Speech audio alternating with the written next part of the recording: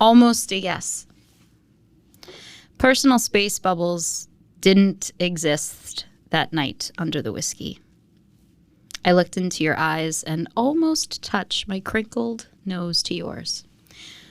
What if I kissed him right now? I continued to stare into your eyes mere inches away from mine. I crinkled my nose again and glanced at your lips. How I wondered if you would be gentle, if your lips soft. I almost gave in to the temptation. Whispers filled the air, whisked by passersby. Across the table were calls of my name from familiar voices to keep me from doing something we can't come back from. I thought I saw you glimpse at my red lips and grit your teeth, fighting yourself to give in to me. But I knew in my heart, if it was supposed to happen, I did not want it to happen like this. Damn whiskey. Tied to lyrics from Jimmy from the musical Thoroughly Modern Millie, composed by Janine Tesori, lyrics by Dick Scanlon. Hello, hello, hello. Welcome to the Sweet Madness podcast, everybody. That was a poem from my poetry collection, Thoughts While... That was aggressive diction right there. Thoughts While Singing. And the cool thing about Thoughts While Singing is that every poem is tied to a lyric or a sound or lack of sound from a song. And there's a playlist that goes along with this book.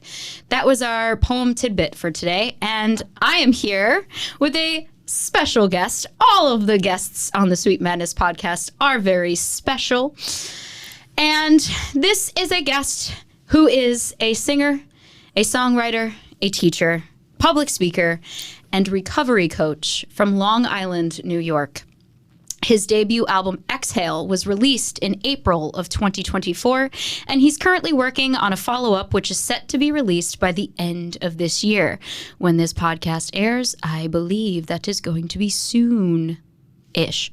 He enjoys long walks on the beach, prefers red wine over white, and is unusually gifted at Boggle. Please welcome Wilson Valley. Woo! A.K.A. Chris Rogers. Yes, Chris Rogers is here with me. Wilson Valley / Chris Rogers. Chris Rogers / Wilson Valley is here. And we're going to talk about some stuff. So, Chris. Yes. What does Sweet Madness mean to you? Oh, boy.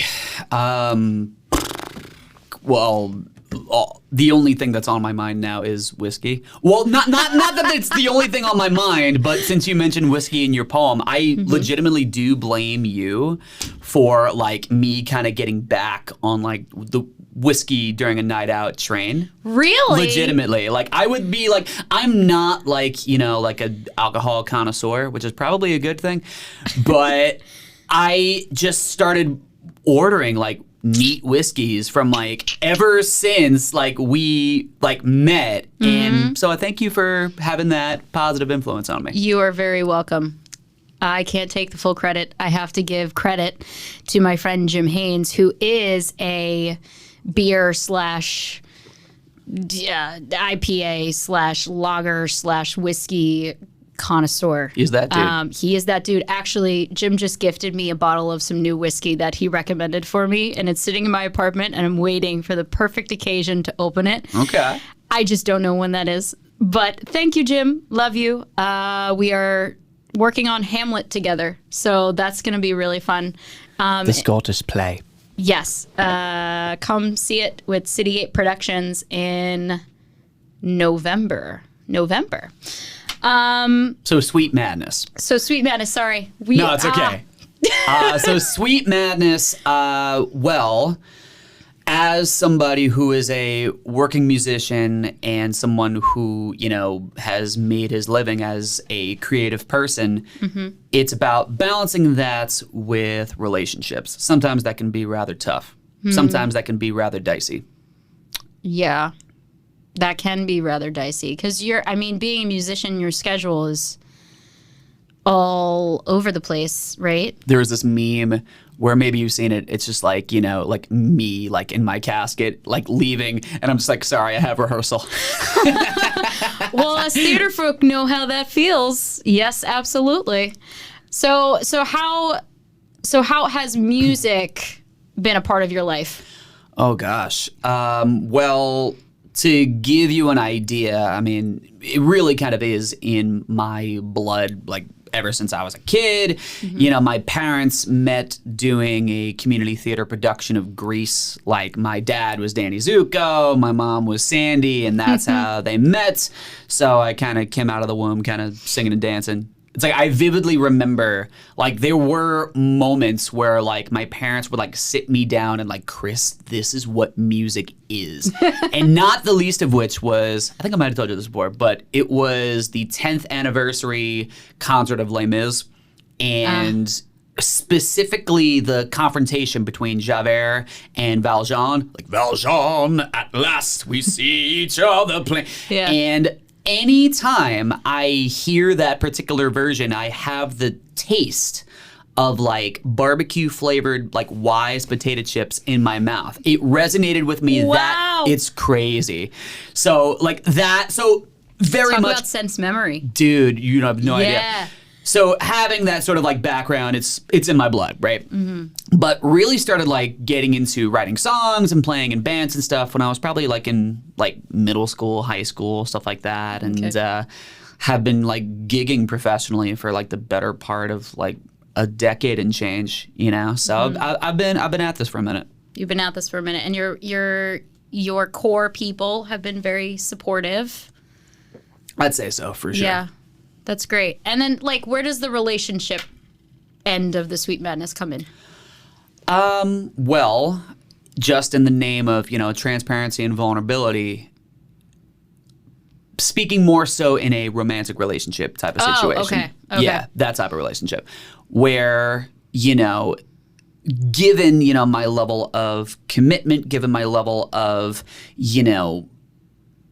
just my sheer number of commitments, because, when you're a working musician, you're likely not just working with one wedding company or one, bands or whatever, it's a bit of a cliche, but it's not just a job. It truly is a lifestyle. And for those that aren't necessarily in that field, it can be rather hard to kind of like get, But yeah, I think that definitely is a commonality with like, very like creative people and very not just creative, but creatively involved people, whether it's in their local scene or whether it's in their own art, and their own work. I mean, I'm a songwriter, I'm a performer, I'm a writer. There's I have my finger in a lot of different pies. And some people talk about like work-life balance. Yep. I guess for people in a creative field, it's like art-life balance. Yes. So I'd be very curious to kind of hear, some of your feelings or perspective on that. Yeah, I resonate with that a lot. So like as a musician, I always related to wearing hats, right? You wear a lot of different musician hats. So like in my mind, you have this one type of hat, but they're different colors, right? So, but then also you have another hat because you are a recovery coach. So you have that part of your life that, you work for and you work toward. So that's a whole different hat. Me, it's also been tough to like find a person who gets it, really, really hard because my hats are not just, I'm in theater, but so I'm wearing one kind of hat, but underneath that massive hat are little hats that are very different in their structure. There's choreographer, there's director, there's writer, playwright, there's Get it right. There, writer is also in there, but that's a completely different hat. That's not under the theater hat. I'm getting very specific here. I wear a lot of them, so I need to keep them separated in my brain. So I understand. And so, like, there's also the producer hat. There's also the director hat. I don't know if I said that. There's also the performer hat. That's the whole start of my theater career and involvement. Thank you, Grandma, for watching The King and I so many times. Shout out to Grandma. Thank you, Grandma Barbs. Rest in peace. So then on top of that, I have like a writer hat. So like I'm a writer for poetry. And then I also am working on like other stuff. I've had short stories published. Now I'm working on a novel or trying to. There's a story there. It's just changing colors every single time I go down to write it. The story about writing a story. Exactly. So and my schedule is all over like when I was directing and choreographing, I would work on 5 or 6 different shows at the same time. There was one year where the money was good, but my burnout was not great.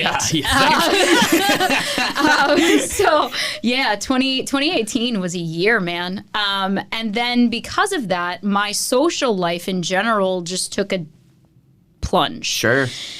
It was really like I was only seeing my high school students. I was seeing my dance students because I also taught dance. I also had a dance teacher hat. And she's multi-hyphenated, folks. I am. I'm multi-hyphenated. I like to call myself a professional hat wearer.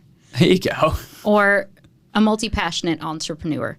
So yeah, so there's a lot of things. So my social life, I felt like I was plummeting. And the only time I would see my friends if I'd be like, hey, you want to come see the show? And it's like, I haven't hung out with you in the in-between. So now I feel like I'm not doing a good job at being a friend. And then you put like dating on top of that. Ooh. I was in one major relationship where the year I had all of those shows. Oh. And I am a person that gives 100% to, or tries to give 100% to everything that I do or everything that I put my attention toward. But it was getting to a point where the relationship, due to certain circumstances that are very personal, my work, my creative work, which I loved to do, was taking a backseat. I was operating at 75, and I hated myself for it. As a creative or just as a person? As a creative. Gotcha. And I hated myself for it because I was too focused on making sure that he was okay. Sure. So, and like it would bleed into my work, which the first thing you're told is like, hey, leave your problems at the door, right? It's a safe space for everybody to create. And to do that, the environment has to be very positive or just very aware, like very calm. And I'm an anxious person, so it was, and I do not do a good job at hiding my heart. I do not do a good job with that. So it's very much, and doesn't make sense because I act. It doesn't. Like my real self just is like, hi, I'm here. If you think I'm anxious right now, chances are you're probably right. So that's how it was. And it was affecting, then I saw that it started to affect everything. Sure. And it was very, very hard for me. And then just after that, you know, with my own patterns that I've noticed, didn't really date anyone that got it. And I felt like that was missing because I needed someone to understand, because it was getting to the point where it's like, hey, it's me or theater. And I'm like, that is an ultimatum that is making me sacrifice myself if I choose you. No, I vibe with that. There's a lot that I can relate to. I'm curious. I mean, like, as far as so I love how you're the one asking me the questions on my podcast. I'm totally on coach mode, but not but sincerely. I mean, like, as like someone else that I trust, like, gets it. You know, like, how do you go about, like, I don't want to say replenishing yourself. All right, let me ask it this way, like. Comparing like what you learned and, you know, the experience you had in 2018 versus 2025, Amanda, like, do you have like, is is there a sense of compromise, a better sense of being able to sort of like compartmentalize your time, your commitments, to still be present for people while still being as present as you want to be for your art? Like, is that sort of like, because I feel like, just to kind of give some context, yeah, sometimes that feels, and again, just in the name of transparency and just accountability, that's felt like a bit of a tough thing, like a little bit of a wrestling match. Like if I'm not, I can relate, just to, tie with a bow, I can relate to that ultimatum type of thing. And to take it away entirely just is not a possibility. Like this, when it comes to, when you have that sort of passion and when you have that sort of, outlet, particularly if you have dedicated your life to it, it is in fact a non-negotiable. Now, granted, that sense of balance, that's why I'm using the term like art-life balance, because man, it's such a weird thing, man, because as, I would justify it like, oh, like this is like how I continue to make my living. Like I'll play like, 2-3 weddings a month and like that takes care of most of my rent. Right. So it's like I need to commit to this. It's like, that's why I'm not around every weekend, and it can feel like a little selfish to expect somebody to understand that in the way that you would hope that they would, ideally, if it were a perfect world. Oh yeah, babe, go on and like gig like 4 weekends out of the month. I'll be here if you need me. And that's not cool to them, because they got their own needs. They have their own, goals and aspirations. And, I don't want to, my partner's not a groupie, and I think in my past, I have sort of like fallen into that pattern. Like, that this is a non-negotiable for me. And there was like this sort of assumption that like they would understand, but having, been through some things and like, lessons learned in relationships, like I can't expect them to, understand that like this is like a part of me. I've done a better job in like communicating that. It's like, I love you, like we're in this thing together, but this is a huge part of not just what I do to make my living, but this is a very big part of, this is how I express like what's actually going on inside. And like everybody has their thing. Maybe it is music, maybe it's something else that has nothing to do with the arts. It's like, I can't, if that makes you so much, like I'm not going to take that away from you. Yeah. So I'm going off right now. I'm kind of spiraling. But you did go on a little bit of a tangent, but that's okay. With that sort of context intact, I'm curious as to, like maybe how have you gone about maybe facilitating some of those conversations? Like if you're kind of like faced with that sort of ultimatum type of thing. I have communicated to people I've dated in the past right from the start that like, hey, like this is my life. Granted, they weren't serious about me, so that didn't matter much. But as far as the one solid relationship that I had with this, I had to be like, hey, listen, like there's something here that we need to have a talk about. And he knew that I was a big theater person, like going in. It was one of those situations where like it was just like, oh, by the way, you're my girlfriend. I'm like, what? Okay, cool. We've been dating for 2 weeks. Awesome. Great. So now I have to like so now I ain't gonna say nothing. So now it's like, and we didn't even have like the initial like what does dating mean conversation. Right. Like what does it mean to you? What does a relationship mean to you? What's your definition of this? Yeah. And we didn't even have that yet, and all of a sudden I'm in a relationship, and it was with someone who has had a lot of personal things going on, right. and I I couldn't find a way to tell him. I tried to find a way to tell him without triggering anything. Right. But he did have this idea of like, this is where I'll be. Mm-hmm. This is who I am. Mm-hmm. This is a big part of me. Please do not, make it something that I have to second guess. And it ended up being something I had to second guess. So I had to have a conversation with him like, hey, this is my life. I can't be there I can't pick up like he would call me during rehearsals.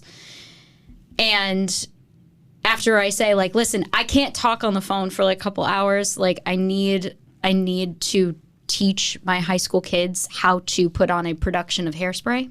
So and we can't stop the beat. And we can't stop the beat. We can't stop it. We have to talk about integration. We have to portray all of these bodily messages and cultural messages in a diverse high school. Like this is what we have to do. And it's a big deal. And Hairspray is my favorite musical for many, many reasons. And the message is so, so, so, so, so important. I almost bumped into the microphone.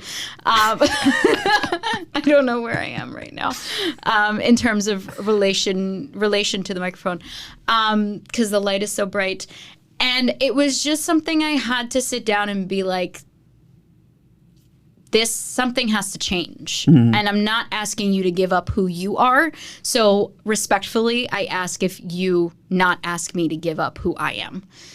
And it was very much a whirlwind. And, it ended up not being great because he wasn't a person of growth at that time. And if he was, I'm sure it would be fine. But again, without going into too much detail, like the personal circumstances really stopped. And then I had to be the one to end it. And it was not pretty. Right. And that was the first relationship I was a late bloomer, guys. And my first kiss was when I was 23. Was it a good kiss? Yes, it was a wedding singer kiss. Church tongue. Nice. Yay, church tongue. And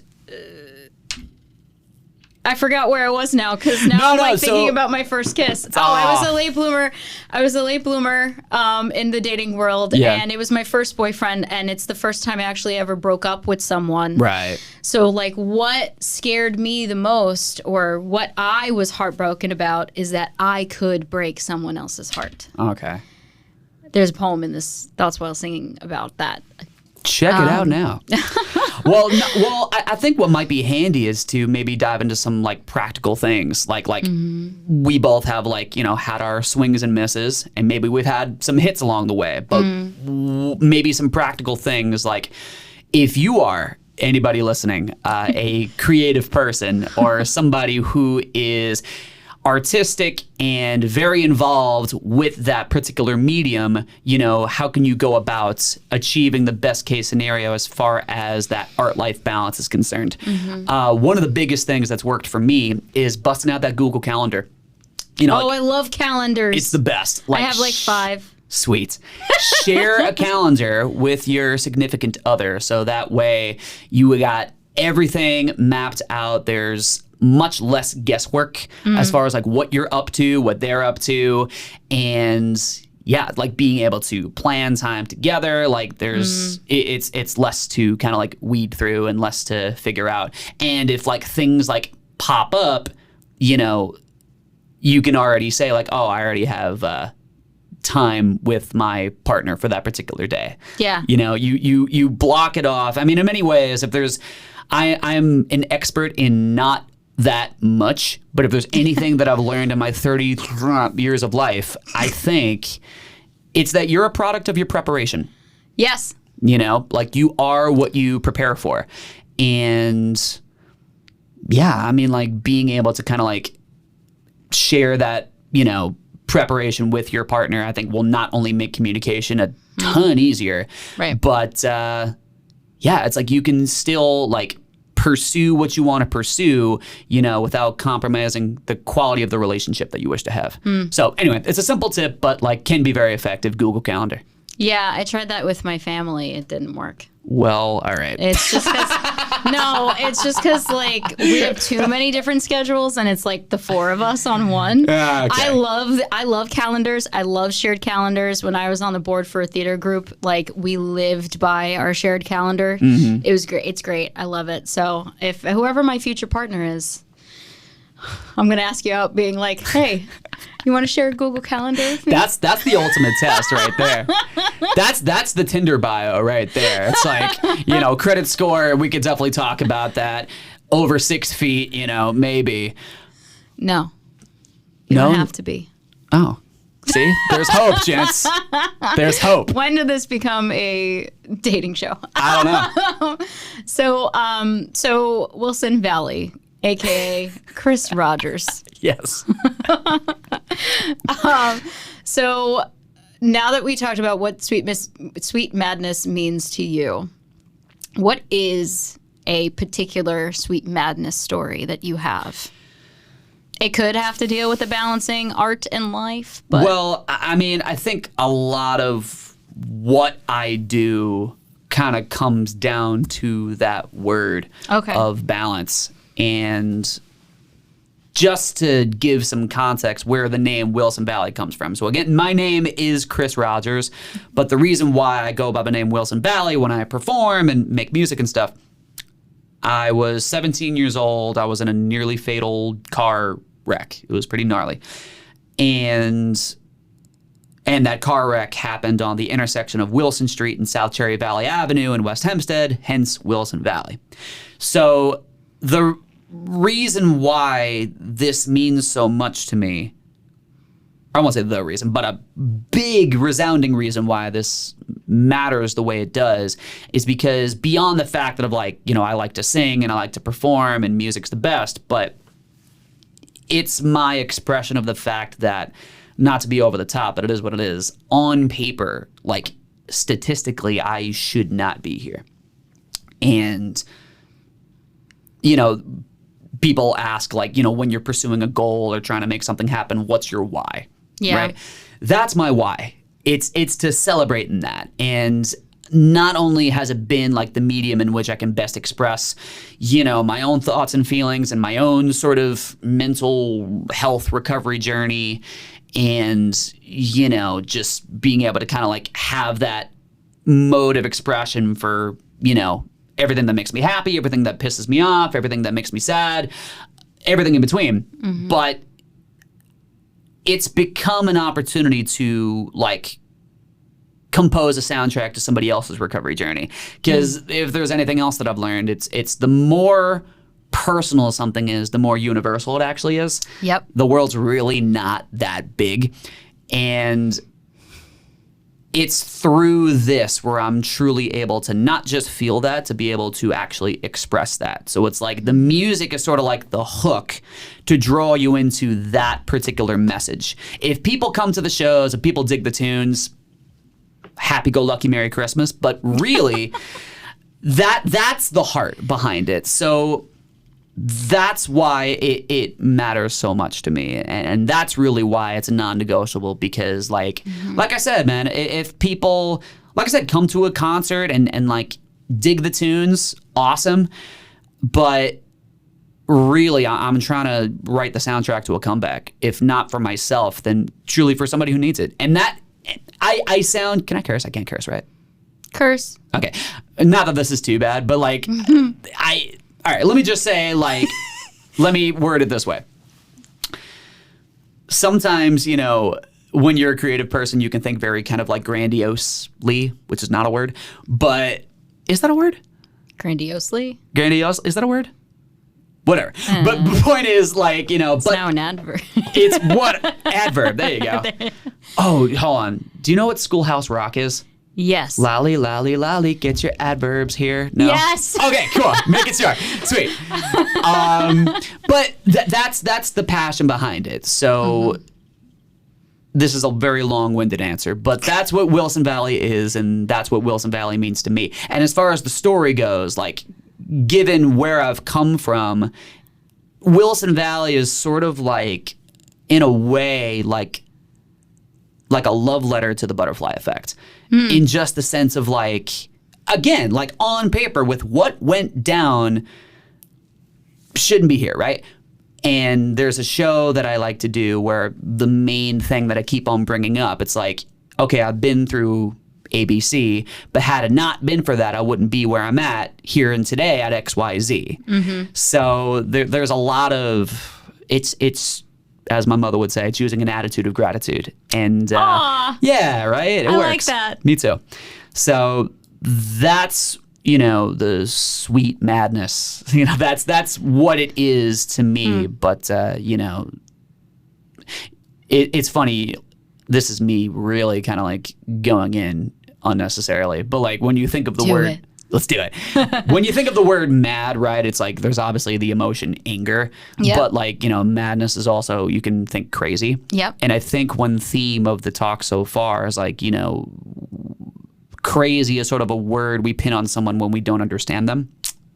Yeah. You know, Yeah. particularly, and I think it resonates for anybody who is like an active, creative person trying to, you know, make something happen with their work and with their art and with their passion. It's not the normal thing to do. It's not the, for all intents and purposes, the safe route. It's not the predictable thing. It is, in fact, the road less traveled. And yeah, and not everybody's going to get that. So we were talking about relationships a little bit earlier, but family. You beat me to it. Yeah. You know, it's like the whole, you know, hey, have you considered a plan B type of talk? Yep. And kind of going back to the word balance, it's like, yes, you got to pay your bills, you got to pay your rents, you need to be a contributing member of society, but for anybody who says that, oh, like, you know, making a living in music, there's no money there. It needs to be taken out and beaten with a shovel. Because, one, it's not true.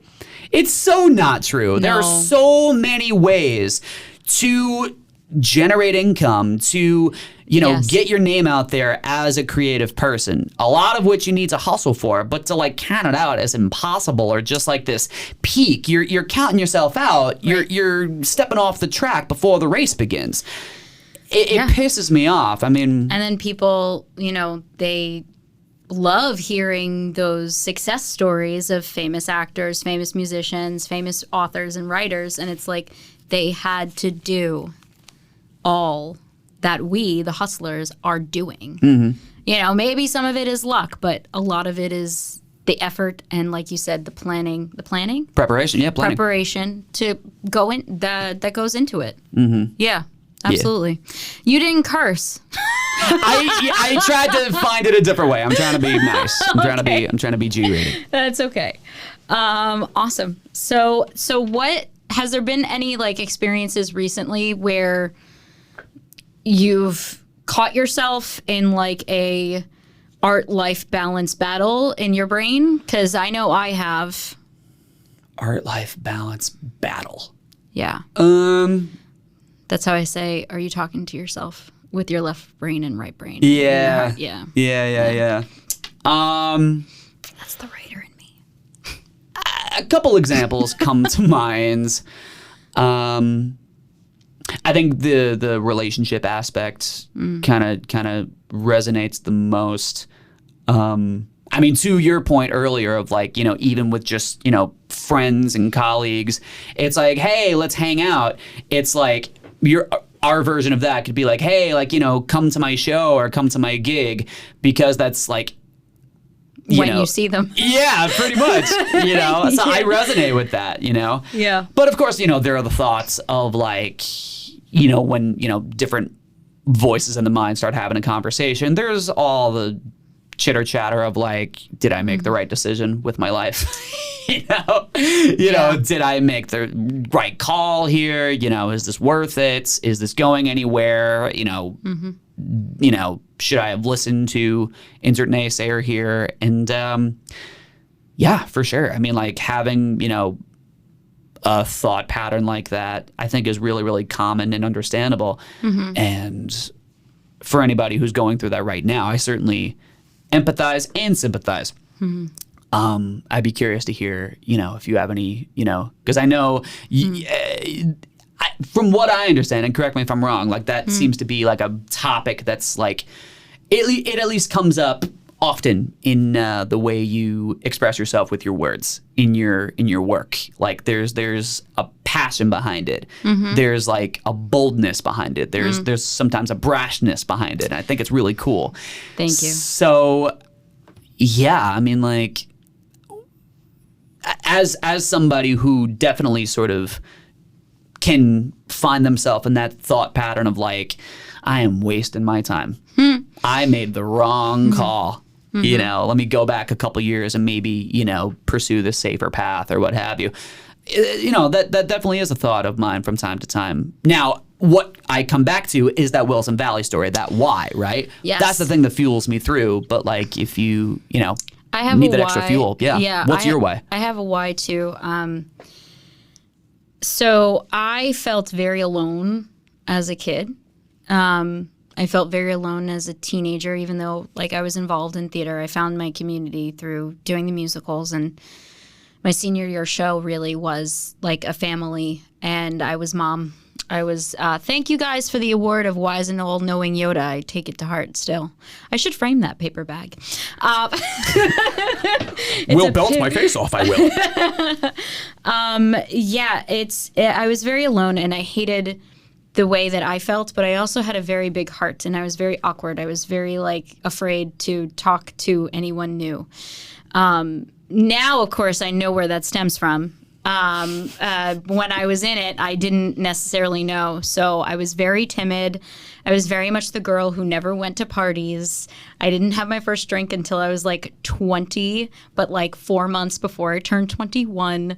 You little rebel. I was very much a goody two-shoes, and then I wasn't. The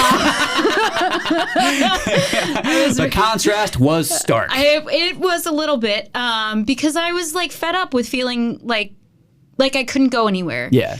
And I finally learned, I was like, no, you know what? I need to do something. And how I let my feelings out is through my pen to my paper. I've been writing poetry since I was very young, and it's always kind of been there. I've gone away from it. I've come back to it. I tried rhyming like Shel Silverstein when I was a kid. Didn't work. And then I was reintroduced to it in college, and I really, really resonated with poetry in particular. With poetry in particular. Yeah. One of my poetry professors actually came up to me after a final, and he was like, what you wrote for the creative extra credit got you like double the points. Like it was truly really good with what you included in there. I was like, holy crap. Oh my God, thank you. And like he's an actual poet. So it's like, what do I do with this? And so my why, and also I grew up, I'm not a skinny person. I was always overweight. That's why Hairspray resonates with me so much, because Tracy I identified with completely. I was always the fat girl in dance class. I was the biggest one, but I was a damn good dancer. I haven't done it for a couple years due to other things, but like really done it for myself, and I started to get back into it, which is great. And it's like the spark in my brain clicked off, and it's like the why is to make people feel less alone, because I felt less alone, and all I wanted was to read something or have someone give me extra credit on a final and say, I see what you're doing and I enjoy it and thank you. I want to hold people's hands. And at the core, that's my why, and at the core, that's what I'm about. I just have a weird way of showing it because of my own anxiety and my own, past patterns. So it comes out most truly through the paper, through writing. Well, don't count yourself out. I mean, like, I think you are you wield the pen like a sword. I think you're a really good writer for sure. Thank you. But yeah, I mean, like you rock. Like you're an awesome person as it is. Thank you. Yeah. Thank you. Thank you very much. Yeah. See, it's weird for me to take compliments. See? All right, let's try again. Ready? I said I'm trying not to say thank you and then give another explanation. 2 cents. Yes, because I've been Yeah. over explaining myself for years for Okay, ready? obvious reasons. Okay. Let's lock in. Ready? Amanda, Yes. you're doing a great job. Thank you. We did it. Done. When did Perfect. this come about me? Where this is about you? Sorry. Can you give us a little No. bit? Okay. Goodbye. Bye. No. Can you give us a little bit of a description on how your music sounds? Your Wilson Valley music? If Ed Sheeran and Linkin Park had a musical baby, and that musical baby looked like Justin Timberlake if he were allergic to push-ups. That tracks, right? Anyway, but no, it's it's funny because like, okay, so to give even more context, so Yes. I was putting out music under my own name, Chris Rogers, and I put out this EP of music called Mr. Scatterbrain. That's how I live my life. There you go. It was a lot of fun to make, and at the time I was like still learning how to like write a song and how to arrange and produce and all that stuff. And the plan was, all right, we're gonna put this album out, and I'm gonna play shows, and I'm gonna network. It's gonna be great. And that record was released on January 1st, 2020. I knew it was coming. Plans changed. So Damn. I really, That was the curse. That was the curse. I really needed to, legitimately go back to the drawing board and really included the whole name change because the whole attitude behind the music was different. And a lot of the stuff that was written for this album, Exhale, was written during the height of the pandemic where everything was strange, everything was weird, everything was scary, and everything was just who could I trust, and everything was just wild, right? And here I was just trying to like process my own junk, and it just so happened to, come out in, or manifest in, the skin of these songs. And at least I can sort of tell, comparing this album Exhale versus that Mr. Scatterbrain stuff, the sound is much more concise because the mindset is much more focused. The why is much more concrete. So for anybody who happens to be fans of, like jokes aside, like if you're into sort of like, like Linkin Park or some of the more singer-songwritery stuff, like maybe Jason Mraz, Ed Sheeran, there might be something for you in there. But yeah, like I'm very proud of it. I'm really happy with how it's. Thank you. I'm really happy with how it's turned out and what it's doing and everything. But Chris, you rock. Amanda, thank you. We're getting good at this. We are. We're getting all right. Yeah, we are. Well, that is awesome. Sweet. Unfortunately, we are out of time. It's so sad. It's so sad, guys. Yeah. But you really should listen to Exhale by Wilson Valley, a.k.a. Chris Rogers. And where can they find your album, your EP? Yeah, they can find it anywhere where music is streamed. So Spotify, iTunes, YouTube, all the typical sources. I'm on Instagram at Wilson Valley Official, Facebook, TikTok, YouTube as well. And new music come the end of this year, 2025. I'm very excited about it. And one last thing, I put, public speaker in the description there because that truly is kind of where I see this Wilson Valley project sort of growing into.